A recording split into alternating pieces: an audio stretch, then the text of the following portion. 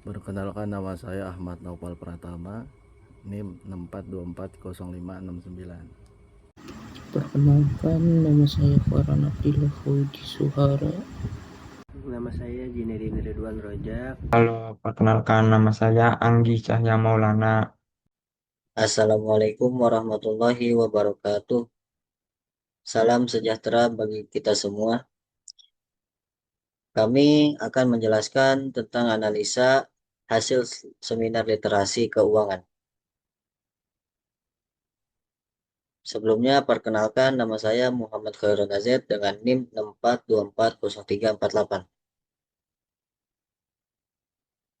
Dengan nama kelompok kami, yang pertama dengan saya sendiri, yaitu Muhammad Khairun Azed. Yang kedua, Zinedin Ridwan Rojak. Yang ketiga, Ahmad Naufal Pratama. Yang keempat, Anggi Cahya Maulana. Yang kelima, Farhan Abdillah Fauzi Suhara. Lanjut untuk pembahasannya, yaitu tentang perencanaan dan pengelolaan pasar uang. Perencanaan dan pengelolaan keuangan adalah proses penting untuk melibatkan penyusunan strategi untuk mencapai tujuan finansial dan mengelola keuangan secara efektif. Perencanaan keuangan mencakup menetapkan tujuan, membuat anggaran, mengidentifikasi risiko, dan memilih strategi investasi yang tepat. Pengelolaan keuangan di sisi lain fokus pada implementasi rencana, pemantauan kinerja, dan penyusunan strategi jika diperlukan. Nah, pada sistem perencanaan dan pengelolaan keuangan, ini memiliki 3 tingkatan. Tingkatan yang pertama yaitu tingkat rendah, dan tingkatan yang kedua yaitu tingkat tengah, dan tingkatan yang ketiga yaitu tingkat tinggi. Pada tingkatan rendah ini biasa disebut dengan keamanan keuangan. Nah, pada keamanan keuangan ini memiliki 2 unsur. Unsur yang pertama cash flow, kredit dan dana darurat. Unsur yang kedua manajemen risiko, asuransi atau risk management. Lanjut ke tingkat selanjutnya yaitu tingkat tengah, biasa disebut dengan kenyamanan keuangan. Nah, pada kenyamanan keuangan ini memiliki 2 unsur juga. Unsur yang pertama yaitu investasi dan tujuan keuangan, dan unsur yang kedua yaitu dana hari tua atau pensiun dan penghasilan pasif atau passive income. Pada tingkatan tengah ini kita dapat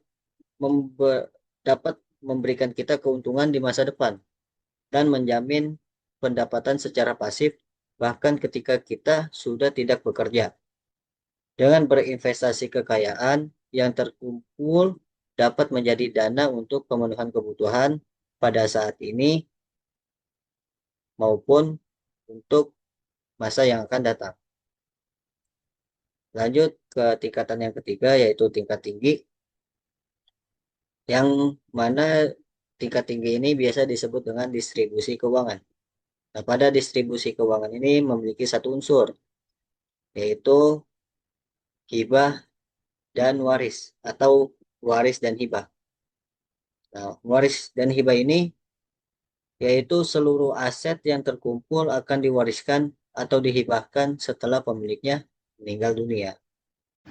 Alokasi budget 50% untuk kebutuhan pokok, makan, cicilan, tagihan, dan untuk 20% untuk tabungan dana darurat pensiun, pendidikan, 30% untuk keinginan seperti liburan, gadget, belanja non esensial. Uang panas menjaga roda kehidupan berputar. Uang panas, hot money, merujuk pada porsi dana yang secara aktif dan rutin digunakan untuk memenuhi kebutuhan konsumsi sehari-hari dan kewajiban rutin bulanan. Fungsi dan contoh penggunaan dana ini adalah dalam kehidupan keuangan harian Anda. Contoh penggunaan sangat beragam, meliputi pembayaran cicilan bulanan seperti cicilan rumah, KPR, atau kendaraan. melunasi tagihan utilitas listrik, air, internet, serta biaya untuk belanja kebutuhan pokok dan pengeluaran konsumsi lainnya. Karakteristik utama dari uang panas adalah sifatnya yang dinamis dan berputar secara cepat. Uang ini sering digunakan dan memiliki risiko cepat habis jika tidak diatur dengan baik melalui anggaran yang ketat. Ini adalah uang panas yang harus selalu tersedia untuk menjaga kelangsungan hidup sehari-hari. Tujuan finansial. Tujuan utama dari pengolahan uang panas adalah memastikan terpenuhinya semua kebutuhan pokok dan kewajiban konsumsi secara tepat dan waktu.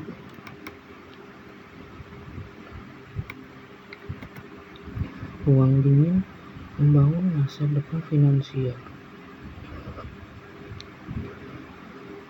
Uang dingin atau cold money adalah kebalikan dari uang panas. Ini adalah porsi dana yang tidak dialokasikan untuk kebutuhan sehari-hari, melainkan dikhususkan untuk tujuan jangka panjang dan pembangunan kekayaan di masa depan. Fungsi dan contoh penggunaan dana ini berfungsi sebagai modal untuk pertumbuhan aset. Contoh penggunaan meliputi alokasi untuk investasi seperti membeli saham, reksadana, atau properti, menabung untuk dana pensiun, atau menyisihkan sebagian dana darurat yang siap digunakan saat terjadi kejadian yang tak terduga. Karakteristik utama uang dingin memiliki karakteristik yang stabil. Uang ini tidak diakses atau digunakan untuk pengeluaran rutin karena dialokasikan dalam instrumen investasi yang tepat. Uang ini memiliki potensi pertumbuhan nilai yang signifikan dalam jangka panjang, memungkinkan Anda mencapai kebebasan finansial di masa depan. Tujuan finansial dari alokasi uang dingin adalah mencapai tujuan keuangan jangka panjang seperti mendanai pendidikan anak, memiliki aset investasi yang substansial, atau memastikan masa pensiun yang nyaman. Pengertian pasar modal. Pasar modal adalah tempat bertemunya pihak yang ingin menghimpun dana emiten dengan pihak yang memiliki dana investor untuk memperdagangkan instrumen keuangan jangka panjang seperti saham, obligasi, reksadana, dan derivatif. Dalam pengertian sederhana, pasar modal adalah pasar untuk memperjualkan surat berharga. Cukup presentasinya. Ini ada jenis-jenis pasar modal. Apa itu jenis-jenis pasar modal? Ada investasi, saham, obligasi, dan reksadana.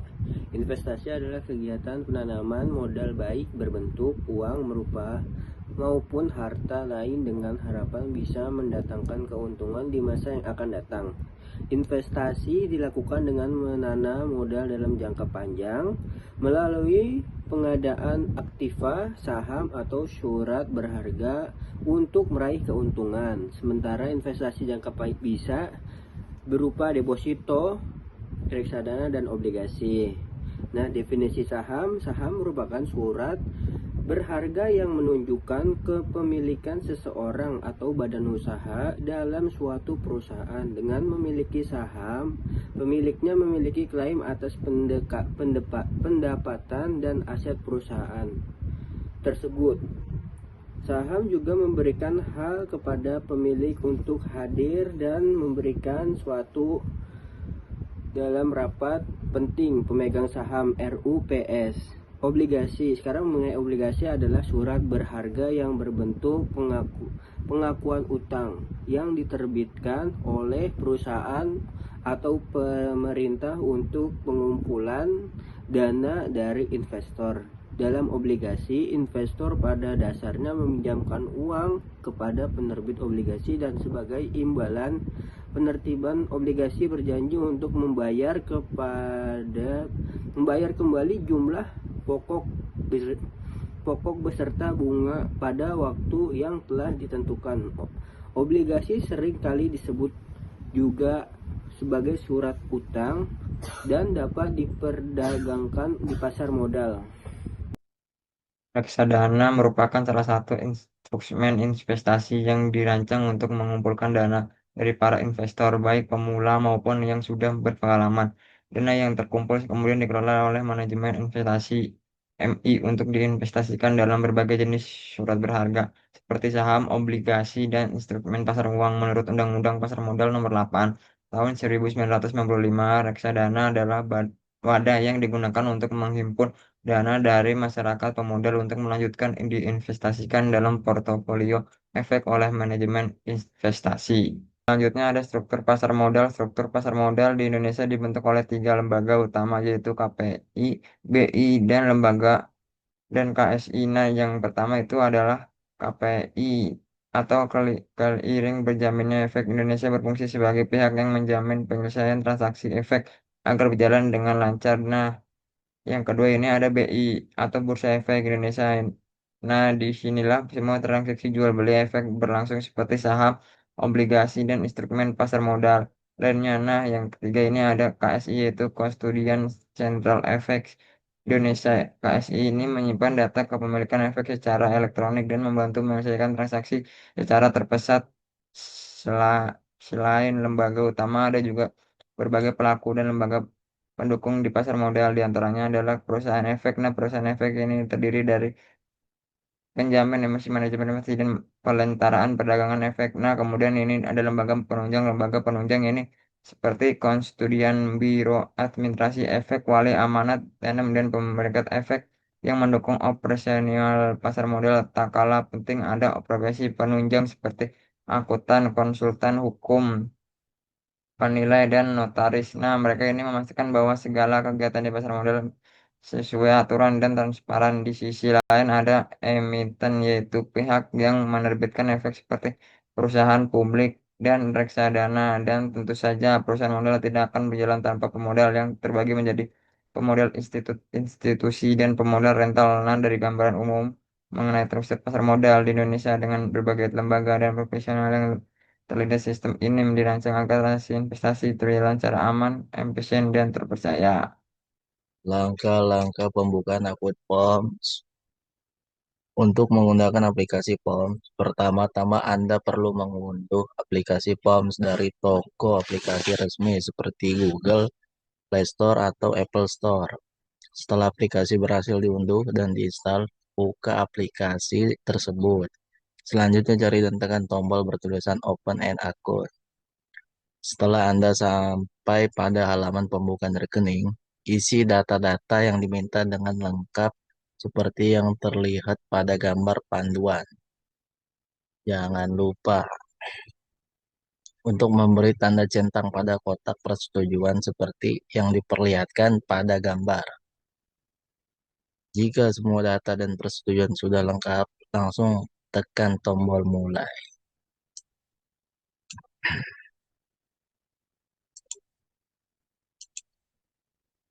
Setelah itu, pilih jenis rekening yang ingin Anda buat. Misalnya, jika memilih rekening reguler, lanjutkan dengan memasukkan informasi rekening bank pribadi atas nama Anda sendiri.